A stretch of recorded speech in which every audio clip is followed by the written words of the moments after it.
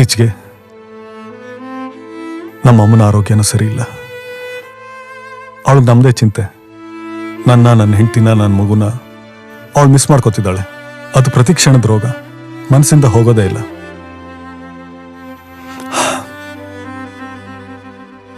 ನಾನೇನ್ ಮಾಡ್ಲಿ? ಕಾಯಕವೇ ಕೈಲಾಸ. ಕಾರು ಮನೆ ಸಾಲನೋ ಅಪ್ಪ ಅಮ್ಮನೋನೋ ಯಕ್ಷ ಪ್ರಶ್ನೆ ಅಲ್ವಾ? ಇದಕ್ ನನ್ನ ಹತ್ರ ಉತ್ತರ ಇಲ್ಲ ಬಿಡಿ. ಆ ಟೇಬಲ್ಗೊಬ್ರು ಬರ್ತಾರಲ್ಲ, ಸಿಂಗಲ್ ಬ್ಯುಸಿ ಮ್ಯಾನ್, ಅವ್ರದ್ದು ಇದೇ ಕಥೆ. ಅವ್ರು ನಿಮ್ಗಿಂತ ಸ್ವಲ್ಪ ದೊಡ್ಡವರು. 360 ಜನ ಟೀಮ್ ಅವ್ರದ್ದು, 360. ಅವರಪ್ಪ ಹಾಸ್ಪಿಟಲ್ ಇದ್ದಾಗ ಹೋಗೋಕೆ ಆಗ್ಲಿಲ್ವಂತೆ.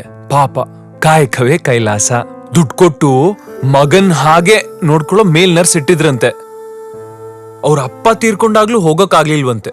ಪಾಪ, ಯಾವ್ದೋ ಇಂಪಾರ್ಟೆಂಟ್ ಮೀಟಿಂಗ್ ಅಲ್ಲಿ ಇದ್ರಂತೆ. ಕಾಯಕವೇ ಕೈಲಾಸ ಅಲ್ವಾ?